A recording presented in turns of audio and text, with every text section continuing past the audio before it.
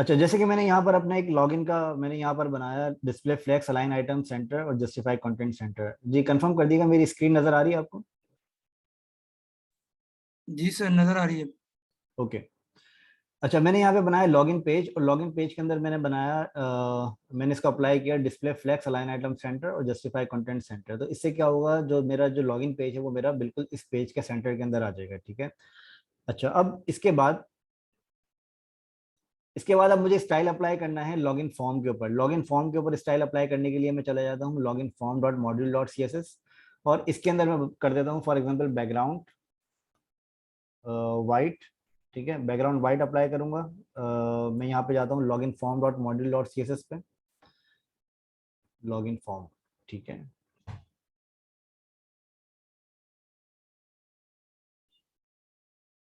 मैं इसको यहाँ पे करता हूँ रिफ्रेश अपने पेज को, लॉगिन फॉर्म, और यहाँ पर मुझे बैकग्राउंड वाइट यहाँ पर कट होके नजर आ रहा है। इसकी वजह ये है कि बैकग्राउंड का जो की जो स्पेलिंग मिस्टेक है वो मैंने यहाँ पर कर दी है, बैकग्राउंड। ठीक है, अब आपको यहाँ पर बैकग्राउंड कलर व्हाइट नजर आ रहा है, और इसके ऊपर आपको मैं यहाँ पे कर देता हूँ पैडिंग 20 पिक्सल। ठीक है, आपको यहाँ पे पैडिंग भी नजर आ रही है। अब इसके बाद मुझे क्या करना है, इसके बाद मुझे इसकी स्टाइलिंग थोड़ी और बेटर करनी है। फॉर्म डैश ग्रुप के ऊपर margin, for example bottom, bottom के ऊपर मैं अप्लाई करता हूँ 15 पिक्सल। ठीक है, और इसके ऊपर मैं एक और स्टाइल अप्लाई कर देता हूँ बटन का। बटन के ऊपर मैं कर देता हूँ एक, मैं बटन का स्टाइल बना देता हूँ यहाँ पर। फॉर एग्जाम्पल यहाँ पर बटन का स्टाइल मैं बना देता हूँ बैकग्राउंड कलर। बैकग्राउंड कलर मेरा क्या होगा, बैकग्राउंड कलर मेरा फॉर एग्जांपल मैं यहाँ पर आपके सामने ही अपनी अभी बैकग्राउंड कलर में यहाँ पर अभी चूज कर लेता हूँ इस तरीके से। ठीक है, ये मेरा बैकग्राउंड कलर होगा जो कि मैंने यहाँ पर अप्लाई किया है। अब बटन जो मैंने बनाया है, बटन मैंने क्यों बनाया है, बटन बनाने की वजह यह है कि अब जाहिर है जब आप यूजर लॉगिन करेगा तो यहाँ पर आपका बटन भी होना जरूरी है। ठीक है, तो लॉगिन का बटन यहाँ पर होगा, मैं इसको कर देता हूँ लॉगिन, लॉगिन नाउ। ठीक है, आपको यहाँ पर ये बटन नजर आ रहा है। बटन को मुझे थोड़ा सा और स्टाइल सही करना पड़ेगा। आई होप कि अगर आप लोगों को अच्छा, अगर आप लोग सीएसएस के अंदर ज्यादा, अगर सीएसएस के अंदर स्ट्रांग है आप लोग, तो सीएसएस वाला पार्ट में अवॉइड कर सकता हूँ, अगर आप लोग चाहें तो कोई प्रॉब्लम नहीं है।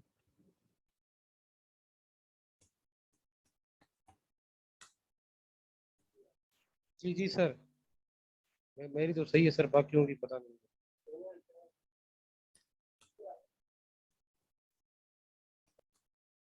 हो गया, तो फिर नेक्स्ट सेशन से मैं एक काम करूंगा, सीएसएस वाला पार्ट जो है मैं इसको अवॉइड कर दूंगा। तो इसके अंदर आप लोग जो है वो सिर्फ इसके ऊपर देख रहे होंगे। ठीक है, यहाँ पर मैंने सिंपल सा एक फॉर्म बनाया, और फॉर्म बनाने के बाद मैं यहाँ पर फॉन्ट साइज इसका अप्लाई कर देता हूँ फॉर एग्जाम्पल 30 पिक्सल। 30 ज़्यादा हो गया, 20 पिक्सल। और 20 पिक्सल के बाद हाइट मैंने 40 दी हुई है, इसको मैं कर देता हूँ 50। ठीक है, यहाँ पर मैंने एक छोटा सा लॉगिन फॉर्म बनाया। इसके अंदर जाहिर है इंप्रूवमेंट की बहुत ज़रूरत है, मतलब ये अभी बहुत ही एक सिंपल सा मैंने लॉगिन फॉर्म बनाया है जिसके अंदर फिनिशिंग चाहिए आपको, और इसके अंदर और भी काफ़ी सारी चीज़ें हैं जो कि अभी मिसिंग है। ठीक है, वो उसके ऊपर मैं अभी फोकस नहीं कर रहा। ठीक है, अच्छा, अब ये करने के बाद अब मुझे क्या करना है, अगर मैं यहाँ पर कोई भी चीज़ टाइप करता हूँ तो आप यहाँ पर नोटिस करेंगे कोई भी चीज़ मेरी टाइप नहीं हो रही। टाइप ये क्यों नहीं हो रही है, उसकी वजह यह है कि यहाँ पर मैंने इसके अंदर अपने पास, यहाँ पर मैंने इसके ऊपर कोई भी स्टेट मैंने अभी सेट नहीं करी। ठीक है, यहाँ पर जो मैंने वैल्यू डिफाइन करी हुई है वो मेरी ईमेल की वैल्यू है जो कि मेरी एम्प्टी है। ठीक है, अब अगर इसके चेंज करने के बाद मुझे इसकी वैल्यू सेट करनी है, तो उसको करने के लिए मैं यहाँ पर एक फंक्शन बनाता हूँ कॉन्स के नाम से, और इसको कर देता हूँ change user name, change email handler. ठीक है, यहाँ पर इस तरह का मैं एक छोटा सा फंक्शन बनाता हूँ, और ये फंक्शन के अंदर मैं यहाँ पर गेट कर लेता हूँ ई। ई का मतलब है इवेंट। ठीक है, और यहाँ पर मैं इसको कंसोल करवा देता हूँ कंसोल डॉट लॉग और ई। और चेंज ईमेल हैंडलर को मैं यहाँ पे कॉल कर देता हूँ ऑन चेंज के ऊपर। ठीक है, चेंज ईमेल हैंडलर। अब इसको अगर मैं यहाँ पे कंसोल के अंदर जाता हूँ तो कंसोल के अंदर मेरे पास यहाँ पर इसका इन्फो के अंदर मेरे पास यहाँ पर इसकी आ रही होगी। अगर मैं यहाँ पे इसको टाइप करूंगा तो आपको यहाँ पर इसका इवेंट आपको नजर आएगा। ठीक है, अब इवेंट के अंदर मुझे इसको निकाल के इसको सेट करवाना है, event dot target dot value. ठीक है, अब मैं यहाँ पे करता हूँ तो मेरे पास इसकी वैल्यू आ रही है। अब वैल्यू मुझे क्या सेट करवानी है, वैल्यू मुझे सेट करवानी है सेट ईमेल, और सेट ईमेल के अंदर मैं करवाऊंगा email dot target, event dot target dot dot value. ठीक है, इसी तरीके से मैं अप्लाई करूंगा पासवर्ड के लिए भी। कंसोल की मुझे ज़रूरत नहीं है। ठीक है, कंसोल में रिमूव कर देता हूँ, और इसके अंदर मैं चेंज ईमेल के बजाय मैं कर देता हूँ चेंज पासवर्ड।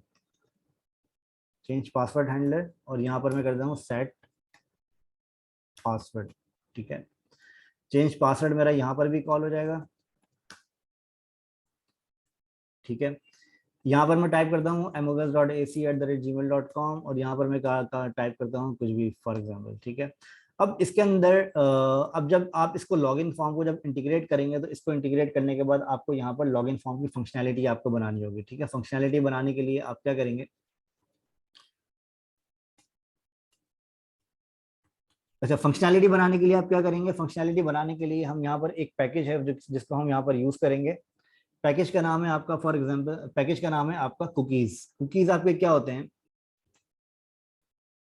अगर आप यहाँ पर जाएंगे तो आपके पास रिएक्ट कुकी के नाम से आपके पास एक पैकेज होगा जिसको आप यहाँ पर यूज कर सकते हैं। ठीक है, अच्छा कुकीज के नाम से जो आपका पैकेज होता है, ये आपको क्या करता है कि फॉर एग्जांपल जब आप यहाँ पे लॉगिन करते हैं किसी भी बैकएंड के अंदर, जब आप यहाँ पे लॉगिन करते हैं तो लॉगिन करते वक्त आप क्या करेंगे, आप इसकी जो आपके पास ईमेल एड्रेस और जो पासवर्ड है वो आप यहाँ पर एप्लीकेशन के अंदर जो आपके पास यहाँ पर अपने ब्राउजर का जो कुकी होता है इसके अंदर आप यहाँ पर इसको सेट कर लेते हैं। ठीक है, अच्छा हम यहाँ पर कुकीज वाली प्रैक्टिस को हम यूज करेंगे, वैसे मोस्टली लोग यहाँ पर इसके अंदर सेशन को भी यूज करते हैं। ठीक है, सेशन को भी यूज करते हैं और कुकीज को भी यूज करते हैं, जिससे आपको ये पता चलता है कि यूजर जो है वो आपके प्लेटफॉर्म के ऊपर लॉगिन है या नहीं है।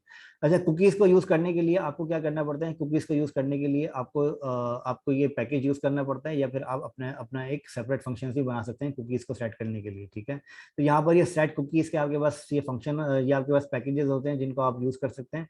और कुकीज आपको क्या हेल्प करता है, कुकीज आपको हेल्प करता है कि फॉर एग्जाम्पल जब आप इसको यहाँ पर रिफ्रेश करेंगे तो रिफ्रेश करने के बाद यहाँ पे आप इसकी वैल्यूज को सेव करवा सकते हैं अपने पास ब्राउजर के ऊपर। ठीक है, तो आप जैसे ही रिफ्रेश फॉर एग्जांपल आपने यहाँ पर लॉगिन किया, और लॉगिन करते ही मैंने आपको अगर याद हो तो आपको बताया था लॉगिन की आपके एपीआईज होती हैं जिसके अंदर आपके पास एक रिक्वेस्ट होता है और एक रिस्पॉन्स होता है। जब आप इसका रिस्पॉन्स आपके पास आता है तो इसके अंदर आपके पास एक टोकन आता है, उस टोकन को आप क्या करते हैं यहाँ पर अपने पास कुकी के अंदर आप सेव कर लेते हैं। ठीक है, तो इस जिसका ये मतलब होता है कि जब वो टोकन आपके पास यहाँ पर आएगा तो वो टोकन जब आप यहाँ पर सेव कर लेंगे तो उससे आपको ये पता चलेगा कि यूजर इस प्लेटफॉर्म के ऊपर लॉगिन है या नहीं है। ठीक है, अगर आप यहाँ पर इस प्लेटफॉर्म के ऊपर लॉगिन नहीं होते तो उसके अंदर क्या होता है कि फॉर एग्जांपल अगर आप इस प्लेटफॉर्म के ऊपर लॉगिन नहीं होते तो आपको आप यूजर के अपने सेपरेट दूसरे पेजेस यूजर को आप नहीं दिखाते, आप यूजर को वापस लॉग आउट करके आप वापस उसको यूजर को यहाँ पर आप लॉगिन के ऊपर भेज देते हैं। ठीक है, अब फॉर एग्जांपल आप खड़े में अपने डैशबोर्ड के ऊपर या फिर अपने यूजर लिस्ट के ऊपर, और फॉर सम रीजन आपके पास जो ब्राउजर है उसके अंदर आपके पास कुकी नहीं है, तो जैसे ही आप अपने पेज को रिफ्रेश करेंगे तो आपके पास वो आपको क्या करेगा, वो पेज रिफ्रेश करते ही आपको वो वापस लॉगिन के ऊपर आपको लैंड करवा देगा क्योंकि आप लॉगिन नहीं है। ठीक है, तो ये चीजें आप हैंडल करते हैं अपने पास कुकी के थ्रू या फिर सेशन के थ्रू।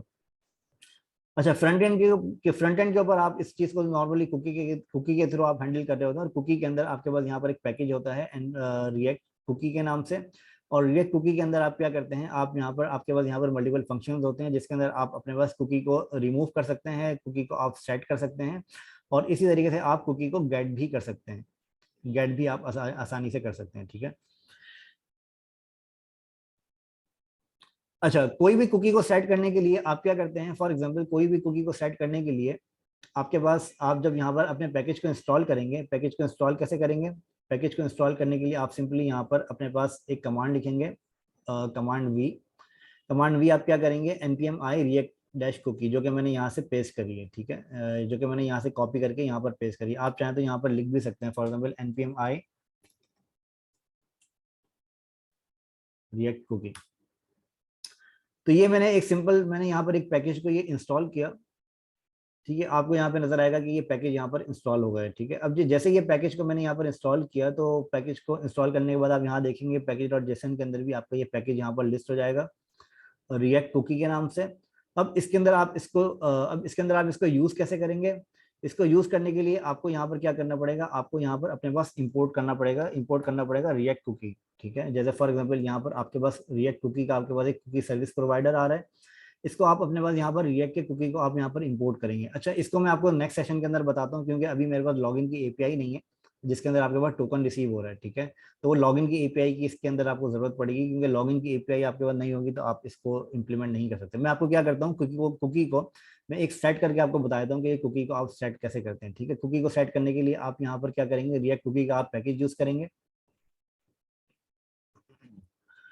रिएक्ट कुकी का आपने यहाँ पर पैकेज इंपोर्ट किया, मैं यहाँ पे जाता हूँ login.js के अंदर,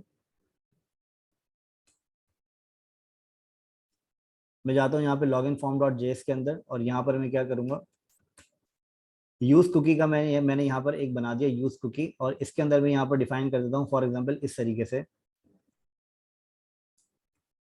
कुकीज और सेट कुकी, और सेट कुकी के अंदर मैं डिफाइन कर रहा हूँ नेम, नेम के बजाय मैं यहाँ पे कर देता हूँ टोकन। ठीक है, अब जैसे ही मैं ये डिफाइन करूंगा, तो ये डिफाइन करने के बाद अगर अभी हम यहाँ पर नोटिस करेंगे, तो यहाँ पर हमारे पास, अगर मैं इसको रिफ्रेश करूँ, सॉरी मैंने इसको यहाँ से कैंसिल कर दिया,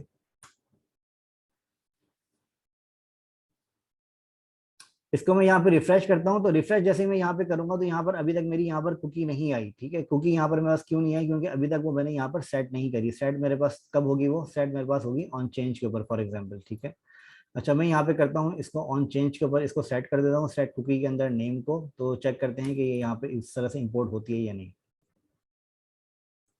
टोकन, ठीक है, तो अभी अच्छा ये मुझे कह रहा है न्यू नेम नॉट डिफाइंड। ठीक है, न्यू नेम,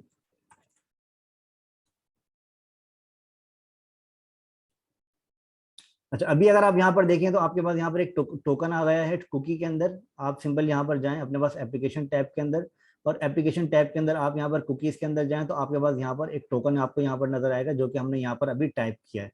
तो जैसे ही आप यहाँ पर कुछ टाइप करते हैं, तो आपकी एक कुकी यहाँ पर सेव हो गई। अभी हमने जो कुकी को सेव करवाई है, वो हमने सेव करवाई है अपने पास, वो हमने कुकी को सेव करवाई है यहाँ पर ऑन चेंज करने के ऊपर। ठीक है, जैसे ही हमने यहाँ पर ऑन चेंज किया, तो ऑन चेंज करने के बाद हमारे पास यहाँ पर कुकी सेट हो जाती है। ठीक है, अब ये जो कुकी हमारे पास यहाँ पर सेट होती है, अब इसको सेट करने के बाद हम यहाँ पे क्या करेंगे, अपना टोकन हम यहाँ पर फाइंड करेंगे कि वो टोकन अगर हमारे पास एग्जिस्ट करता है, तो हम यहाँ पर अपने पास यहाँ पर जो है वो यहाँ पर इसको यूजर को लॉग इन कर देंगे, अदरवाइज ये क्या करेगा। अच्छा, इसके अंदर और भी स्टेप्स होते हैं, जैसे कि फॉर एग्जाम्पल अभी मैं यहाँ पर आपको बहुत सिंपल तरीके से मैं इसको बता रहा हूँ, लेकिन इसके अंदर और भी कुछ कॉम्प्लेक्स स्टेप्स होते हैं। वो ये होते हैं कि फॉर एग्जांपल अगर आपने यहाँ पर कोई टोकन अगर आपने यहाँ पर सेव कर दिया, और वो टोकन इनवैलिड है, अब वो इनवैलिड है या वैलिड टोकन है, ये आपको कैसे पता चलेगा। अच्छा, ये पता करने के लिए आपके पास एक सेपरेट एपीआई होती है, जो कि आपको सिर्फ ये रिटर्न करती है कि वो टोकन जो आपने इंटर किया है, वो आपका यूजर ऑथराइज यूजर वो है या नहीं है। ठीक है, तो उसके लिए आपके आपके पास क्या होता है कि वो एपीआई के अंदर ही आपको ये चीज पता चल जाती है कि वो यूजर आपका ऑथराइज नहीं है। ठीक है, अब फॉर एग्जाम्पल अगर आप यहाँ पर जाएंगे किसी वेबसाइट के ऊपर, अगर आप यहाँ पर जाएंगे फॉर एग्जाम्पल winjoy.ae के ऊपर, तो winjoy.ae के ऊपर जैसे ही आप जाते हैं, तो यहाँ पर आपको कुछ रिक्वेस्ट आपको यहाँ पर नजर आती है। फॉर एग्जांपल मैं जाता हूँ नेटवर्क के टैब के अंदर, और नेटवर्क के टैब के ऊपर मैं यहाँ पे XHR के अंदर मैं यहाँ पे जाता हूँ, तो यहाँ पर आपको नजर आएगा कॉट अनऑथेंटिकेटेड, कार्ड के अंदर आपको नजर आएगा अनऑथेंटिकेटेड। अनऑथेंटिकेटेड आपको क्यों नजर आ रहा है, इसकी वजह यह है कि आपने फॉर एग्जांपल अगर आपने यहाँ पर कुकी अगर कोई बाय मिस्टेक अगर आपने यहाँ पर ऐड करी हुई भी है, अगर आपने यहाँ पर कोई कुकी ऐड करी हुई है, लेकिन वो कुकी आपकी इनवैलिड है, तो इनवैलिड कुकी का आपको रिस्पांस मिलता है आपके सर्वर से, जो कि आप यहाँ पर अपने पास यहाँ पर फैच करते हैं, जो कि आपको यहाँ पर सर्वर से रिस्पांस मिलता है, जो कि आप यहाँ पर अपने पास अपनी कंडीशन लगाते हैं कि अगर आपके पास कोई एपीआई का ऐसा रिस्पांस हो जिसके अंदर आपका स्टेटस कोड फॉर एग्जांपल 401 आ रहा है, तो 401 का जो आपके पास रिस्पांस आता है, तो आपको ये पता चलता है कि यहाँ पे जो आपका टोकन है वो आपका इनवैलिड है, मतलब ये यूजर है आपका, वो आपका ऑथराइज यूजर नहीं है, या फिर वो रॉन्ग क्रेडेंशियल के साथ आपकी वेबसाइट को एक्सेस करने की कोशिश कर रहा है, जिससे आप यूजर को वहीं पे ब्लॉक कर देते हैं। ठीक है, ब्लॉक कर देते हैं, या फिर आप यूजर को वहीं पर आप उस यूजर को साइन आउट करके आप उस यूजर को वापस से लॉग इन पे लेके चले जाते हैं, जिससे वो और टोकन आप यहाँ से रिमूव कर देते हैं, जिससे आपको ये पता चलता है कि वो यूजर आपको ऑथराइज नहीं है। और ऑथराइज नहीं है तो जाहिर है फिर अब आप उसको क्योंकि ये जो ब्राउजर वाला जो एक्सेस है, इसके अंदर क्या होता है कि ये तो आपका यूजर भी ऐड कर सकता है मैनुअली। अगर फॉर एग्जांपल अगर मैं यहाँ पे अपनी कुकी को ऐड करना चाहूँ, तो मैं यहाँ पे मैनुअली कुकी को भी मैं यहाँ पे ऐड कर सकता हूँ। ठीक है, तो इसको मैनुअल ऐड कुकी को करने से ये वाला मसला आपका हल नहीं होगा, जब तक आप इसको सर्वर साइड से आप इसको चेक नहीं करेंगे कि ये आपकी जो कुकी यूजर ने इंटर करी है, ये आपकी वैलिड है या नहीं है, मतलब ये आपकी कुकी जो आप यहाँ पर एक्सेस करेंगे, ये कुकी आपकी वैलिड है या नहीं है। और ये कुकी जो आपकी होती है, ये आपकी डोमेन स्पेसिफिक होती है। डोमेन स्पेसिफिक का मतलब ये है कि ये आपकी हर डोमेन की हर हॉस्ट की आपकी अलग कुकी होती है। ठीक है, तो ऐसा नहीं हो सकता कि आप एक ही हॉस्ट के ऊपर सेम कुकी का नाम आप मल्टीपल टाइम्स आप यूज करें, ये हर कुकी का नाम आपका डिफरेंट होता है, और उसकी वैल्यूज भी आपके डिफरेंट होते हैं। ठीक है, तो इस तरीके से आप अपने पास यहाँ पर कुकीज को मेंशन करते हैं। अच्छा ओके, तो इसके अंदर हमने यहाँ पे एक लॉगिन फॉर्म बनाया, और इस लॉगिन फॉर्म के अंदर हम यहाँ पर अच्छा इसके अंदर कोई क्वेश्चन है आप में से किसी को?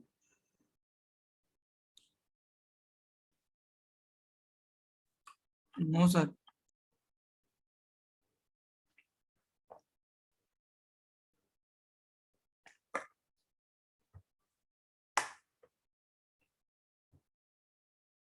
ओके। अच्छा, अब जब मैं यहाँ कुकी के अंदर जाता हूँ तो यहाँ पर मेरे पास कुछ और भी यहाँ पर फंक्शंस होते हैं। फॉर एग्जाम्पल मैं यहाँ कुकीज के अंदर जाता हूँ तो यहाँ पर मेरे पास कुछ और भी फंक्शंस होते हैं। फॉर एग्जाम्पल मैं यहाँ पर देखता हूँ तो यहाँ पे मुझे, अच्छा ये कुकी के वाले पार्ट को हम यहाँ पर फिलहाल एंड करते हैं, क्योंकि इसके अंदर हमारे पास अभी एपीआई नहीं है, तो हम इसके अंदर बहुत ज़्यादा काम अभी हम नहीं कर पाएंगे। मैं इसके अंदर आपके पास एपीआई में इसकी इंटीग्रेट कर, एपीआई में आपको इसकी बना कर दूंगा। तो इसके अंदर क्या होगा कि फिर आप उस एपीआई को अपने पास वैलिडेट कर सकते हैं, अपने पास ऑथराइजेशन आप उसकी मैनेज कर सकते हैं, ठीक है। अच्छा, मैं आप लोगों को इसकी कुछ एपीआईज दूंगा जो कि आपको इंटीग्रेट करनी होगी अपने पास अपने प्रोजेक्ट के अंदर। वो इंटीग्रेट करने के लिए आपको क्या होगा कि वहां पर आपको पता चलेगा कि जो आपके पास लॉगिन या रजिस्टर आपको करना है वो आपको कैसे करना है, ठीक है। और वो प्रॉपर आपका एक बैकएंड का प्रोजेक्ट होगा जिसके अंदर आपके पास वो एपीआई आपके पास बनी हुई होंगी, ठीक है।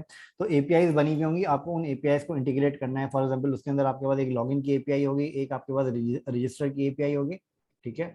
और उसी के साथ साथ आपके पास कुछ एपीआई ऐसी होंगी जिसके अंदर आपको यूजर्स को लिस्ट करना है, और यूजर्स को लिस्ट करने के अलावा आपके पास उसके अंदर कुछ बैकएंड के अंदर एक क्रेड सिस्टम आपको बनाना है, जो कि आप उन एपीआई को यूज करते हुए रिएक्ट जेएस या फिर नेक्स्ट जेएस की एप्लीकेशन के अंदर आप बनाएंगे, ठीक है। इन दोनों में से कोई भी एक एप्लीकेशन को आप अपने हिसाब से आप चूज कर सकते हैं, और उसके अंदर अगर आपके कोई क्वेश्चन हो, कोई कंफ्यूजन हो, तो आप वो पूछ सकते हैं, ठीक है। लेकिन ये है कि आपको वो प्रोजेक्ट प्रॉपर्ली कंप्लीटली आपको वो इम्प्लीमेंट करना पड़ेगा। जो भी आपने अभी तक ये चीजें सीखी हैं, जो भी हम यहाँ पर कर रहे हैं, हम भी उन एपीआई को यूज कर रहे होंगे अपने पास प्रोजेक्ट्स के अंदर। वो एपीआई जब आपको यहाँ पर मिल जाएंगे तो हम यहाँ पर उसको लॉगिन को इंटीग्रेट करके देखेंगे कि वो लॉगिन किस तरह से आप इंटीग्रेट करते हैं, ठीक है। अच्छा, अभी मैं आपको इसके अलावा एक चीज और मैं यहाँ पर आपको बताता हूँ। एक मैं आपको बताता हूँ रिडक्स क्या होता है, ठीक है। रिडक्स के बारे में आपको थोड़ा सा गाइड करता हूँ कि रिडक्स क्या होता है। रिडक्स के बारे में काफी सारे स्टूडेंट्स हैं मुझसे रिडक्स के बारे में पूछा है कि रिडक्स क्या होता है और इसको कैसे यूज करते हैं, ठीक है। अच्छा, रिडक्स आप क्यों यूज करते हैं? रिडक्स का मैं आपको यूज करने का एक हेलो सर, जी बोलें। Sorry to interview. No sir problem. मेरा ये सवाल है कि रिडक्स में और कॉन्टेक्ट एपीआई में सर क्या क्या क्या वो फर्क है? मैं बता देता हूँ आपको, मैं बता देता हूँ। अच्छा, अच्छा, रिडक्स और कॉन्टेक्स्ट एपीआई जो आपकी होती है, ये आपकी सेम पर्पस के लिए यूज हो रही होती है। इनका जो पर्पस है वो डिफरेंट नहीं होता, इनका जो सिंटेक्स होता है, जो इनका वर्कफ्लो होता है, वो थोड़ा सा डिफरेंट होता है, ठीक है। लेकिन जो आपकी रिडक्स की जो आपकी एपीआई, रिडक्स एपीआई और जो कॉन्टेक्स्ट एपीआई है, वो आपकी उनका जो कॉन्सेप्ट है वो आपका सेम होता है। वो मैं आपको अभी बता देता हूँ कि इनका कॉन्सेप्ट क्या होता है और रिडक्स क्यों यूज करते हैं, क्यों आपको इसकी जरूरत पड़ती है, ठीक है। अच्छा, अब फॉर एग्जाम्पल आपके पास यहाँ पर एक वेबसाइट है, आपके पास यहाँ पर एक वेबसाइट है विंजॉय के नाम से, या फिर आपके पास यहाँ पर एक वेबसाइट है facebook.com के नाम से, ठीक है। अब ये जो आपके पास दो अलग अलग वेबसाइट्स हैं, अब इन दोनों वेबसाइट के ऊपर आपको यहाँ पर क्या है कि, अच्छा, इन दोनों वेबसाइट्स के ऊपर क्या आपके आपके पास यहाँ पर क्या है कि आपके पास यहाँ पर अलग अलग मल्टीपल कंपोनेंट्स होते हैं, ठीक है। अच्छा, मल्टीपल कंपोनेंट्स जो आपके यहाँ पर होते हैं वो उनका क्या कॉन्सेप्ट होता है, ये बात आपको पता है, ठीक है। जो अलग अलग आपके पास कंपोनेंट्स होते हैं, फॉर एग्जांपल आपने यहाँ पर ये एक वेबसाइट बनाई, इस वेबसाइट के ऊपर आपके पास एक कंपोनेंट है हेडर का। मैं कुछ आपको सिनेरियोज रख दे रहा हूँ। आपके पास एक कंपोनेंट है आपके पास हेडर का, और इस हेडर के एक कंपोनेंट के अंदर आपके पास एक कंपोनेंट है फॉर एग्जांपल राइट सेक्शन का, ठीक है। राइट सेक्शन के अंदर आपके पास एक कंपोनेंट आता है लॉगिन साइन अप का, ठीक है। तो आप अगर अब फॉर एग्जांपल आपके पास यहाँ पर जो आपके कंपोनेंट है वो आपके इस तरीके से आपके पास चाइल्ड और पेरेंट कंपोनेंट्स हैं। एक आपके पास मेन कंपोनेंट है, मेरी स्क्रीन आप लोगों को नजर आ रही है ना क्लियर?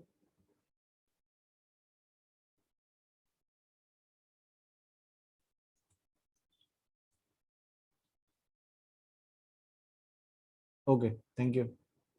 अच्छा, ये जो एक आपके पास है मेन कंपोनेंट, ठीक है। इस मेन कंपोनेंट के अलावा एक आपके पास है फॉर एग्जांपल,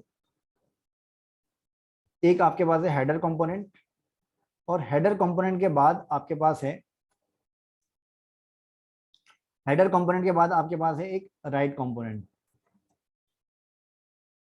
ठीक है। ये आपके पास इस तरह के चाइल्ड और पेरेंट कंपोनेंट्स हैं, और राइट कंपोनेंट के बाद आपके पास एक है फॉर एग्जांपल लॉगिन कंपोनेंट, ठीक है। इस तरह के आपके पास मल्टीपल कंपोनेंट्स हैं, ठीक है। एक ये मैंने आपको सिनेरियो दिया। अब इसके अलावा कुछ इसके और भी सिनेरियोज हो सकते हैं। फॉर एग्जांपल अगर आप फेसबुक के ऊपर देखें, तो फेसबुक के ऊपर आपके पास यहाँ पर ilmis.com आपको यहाँ पर एक ये नजर आ रहा है, ठीक है। इस ilmis.com के अलावा आपको यहाँ पर एक अलग अलग आपको ये भी चीजें नजर आ रही हैं, जिसके अंदर आपके पास यहाँ पर भी एक ilmis.com का ब्लॉग आ रहा है, और यहाँ पर भी आपके पास अलग अलग आपके पास यहाँ पर भी आपके पास चीजें नजर आ रही हैं जो कि आपकी मोरलेस सिमिलर ही हैं। ठीक है। अच्छा, ये जो ilmis.com के अंदर आपको ये जो कंपोनेंट नजर आ रहा है और आपको ये कंपोनेंट नजर आ रहा है, हो सकता है कि ये कंपोनेंट आपके पास सिमिलर हो। ठीक है। अब अगर ये कंपोनेंट आपके पास सेम कंपोनेंट है फेसबुक के ऊपर, तो ये सेम कंपोनेंट आपके पास यहाँ पर इंपोर्ट हुए हैं, जो कि आपका हेडर का कंपोनेंट है, और इस हेडर के कंपोनेंट के अंदर आपके पास एक ये राइट कंपोनेंट है, और राइट कंपोनेंट के अंदर आपके पास एक कंपोनेंट है ड्रॉप डाउन का। ठीक है। उसके अंदर आपका ये वाला कंपोनेंट इंपोर्ट हुआ है। अब फॉर एग्जाम्पल आपके पास यहाँ पर जो आपका यूजर का डेटा है, जो आपकी प्रोफाइल का डेटा है, ये प्रोफाइल का डेटा आपके पास है, आपके आपके पास इस प्रोफाइल का डेटा है आपके पास मेन कंपोनेंट के अंदर, जो हमारा ये मेन कंपोनेंट है, जो कि हमारी फाइल है फॉर एग्जाम्पल index.js की। अब ये जो आपके पास डेटा है, वो आपके पास डेटा है यहाँ पर index.js के अंदर, क्योंकि आपने यहाँ पर एपीआई कॉल करी है, तो आपके पास डेटा का एक्सेस भी यहाँ पर है। ठीक है। यहाँ पर आपने एपीआई कॉल करी है, तो आपके पास यहीं पर इसका एपीआई का रिस्पॉन्स भी है। अब वो रिस्पांस अगर आपको हेडर के अंदर, राइट कंपोनेंट के अंदर, या और लॉगिन कंपोनेंट के अंदर अगर आपको पास करना है, या फिर आपको क्या करना है कि इस रिस्पांस की आपको नीड है लॉगिन कंपोनेंट के अंदर, तो आप कैसे पास करेंगे? तो उसको पास करने का आपके पास उसको पास करने के आपके पास दो तरीके हैं। एक तरीका तो आपके पास ये है कि आप इसके अंदर प्रॉप्स के जरिए डेटा पास करें मेन कंपोनेंट से हेडर के अंदर, हेडर के अंदर आप डेटा पास करें राइट कंपोनेंट के अंदर, और फिर आप डेटा पास करें लॉगिन कंपोनेंट के अंदर। तो ये जो आपका वर्क फ्लो होता है, ये वर्क फ्लो आपका बहुत ज्यादा कॉम्प्लेक्स आपका वर्क फ्लो हो जाता है। ठीक है। मतलब आपका डेटा यहाँ पर रिसीव हो रहा है, यहाँ रिसीव होने के बाद यहाँ पर आप डेटा को पास करेंगे, यहाँ पे पास करने के बाद आप यहाँ से यहाँ पास करेंगे, फिर आप लॉगिन कंपोनेंट पे पास करेंगे, तब जाके आपका डेटा आपके पास जो डेटा आपके पास यहाँ पर है वो आपका लॉगिन कंपोनेंट पे एक्सेस होगा। ठीक है। ये बात क्लियर है? इसके अंदर कोई क्वेश्चन तो नहीं है? प्रॉप्स अगर आप लोगों को पता है तो ये क्लियर हो जाना चाहिए आई गेस।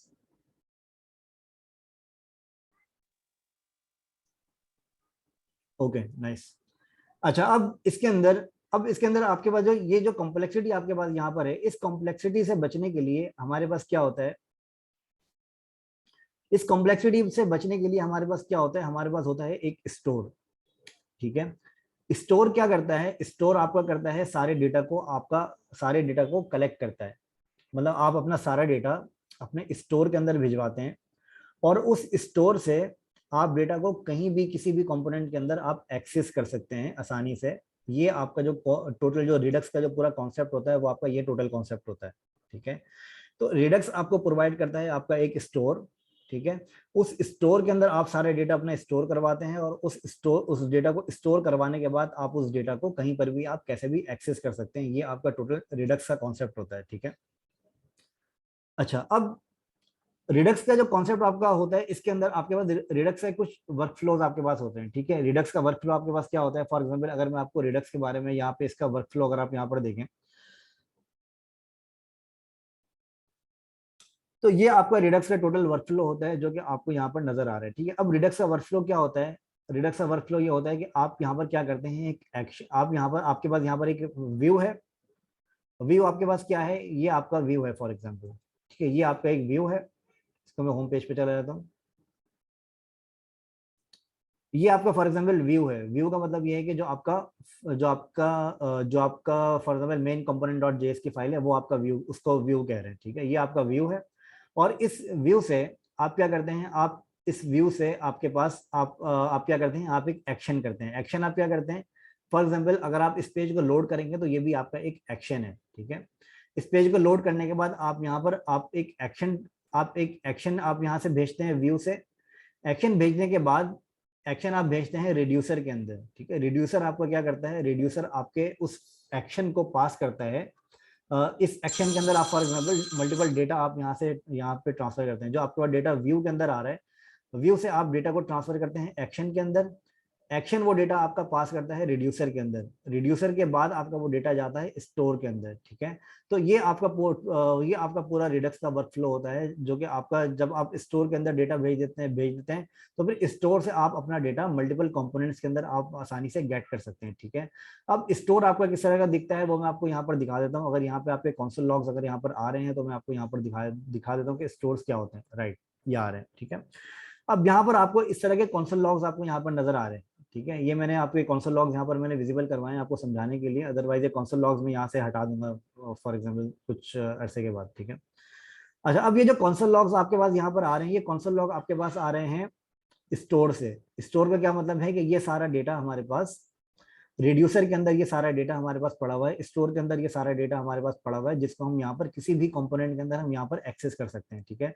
अच्छा, इस डेटा के अंदर अगर आप यहाँ पर देखेंगे तो आपके पास यहाँ पर इसका डेटा है, जिसके अंदर आपके पास यूजर रिड्यूसर है, आपके पास इसका कार्ट रिड्यूसर है, आपके पास इसका ऐप रिड्यूसर है। ठीक है। तो ये जो आपका सारा डेटा आ रहा है, ये सारा डेटा आपका यहाँ पर इस तरीके से आप मैनेज कर रहे होते हैं। ठीक है। अब फॉर एग्जाम्पल मैं यहाँ पे क्या करता हूँ, लॉग इन करता हूँ, और लॉग इन करने के बाद मैं यहाँ पे करूंगा, फॉर एग्जाम्पल मैं यहाँ पे एक लॉग इन कर लेता हूँ अपने पास।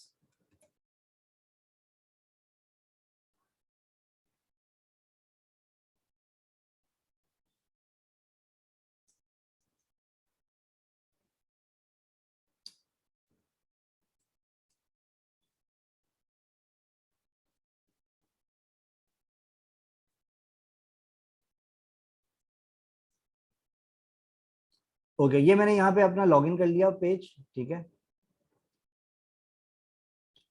अच्छा, इसको लॉगिन करने के बाद यहाँ पर मेरे पास, अगर आप यहाँ पर नोटिस करेंगे नेक्स्ट स्टेट के अंदर, तो यहाँ पर मेरे पास जो डेटा आ रहा है इसके अंदर, अगर आप यहाँ पर गेट यूजर रिड्यूसर के अंदर अगर आप जाएंगे तो यहाँ पर आपको यूजर का डेटा आपको यहाँ पर नजर आ रहा है। ठीक है।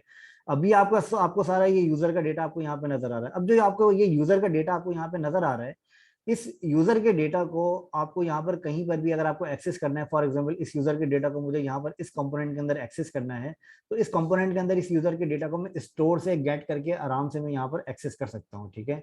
तो ये इसका मेन कॉन्सेप्ट होता है रिडक्स का, जो कि आपको बहुत ज्यादा हेल्प करता है आपकी स्टेट आपके डेटा मैनेजमेंट के अंदर और आपकी प्रॉप्स मैनेजमेंट के अंदर। ठीक है। तो ये आपको एक्चुअली प्रॉप्स के अंदर ये डेटा आपका सारा रिटर्न कर रहा होता है। ठीक है। तो ये आपका टोटल रिडक्स का जो कॉन्सेप्ट होता है वो आपका ये होता है। अब इसको हम थोड़ा सा अप्लाई करके देखेंगे नेक्स्ट सेशन के अंदर के हम इसको किस तरीके से अप्लाई कर सकते हैं। नेक्स्ट सेशन के अंदर जो हम लॉगिन का फॉर्म इंप्लीमेंट करेंगे, इसको हम रिडक्स के थ्रू इसको इंप्लीमेंट करेंगे, ताकि आपको ये चीज क्लियर हो जाए कि हम इसको अप्लाई कैसे करते हैं। ठीक है। तो ये जो लॉगिन का फॉर्म हमने यहाँ पर बनाया है, नेक्स्ट सेशन के अंदर हम इस लॉगिन फॉर्म को रिडक्स के साथ इंप्लीमेंट करेंगे, और इसके अंदर हम अपनी एपीआई को भी इंटीग्रेट करेंगे रिडक्स को यूज करते हुए। ठीक है। कोई क्वेश्चन, कोई कंफ्यूजन इसके अंदर आप लोगों में से किसी को?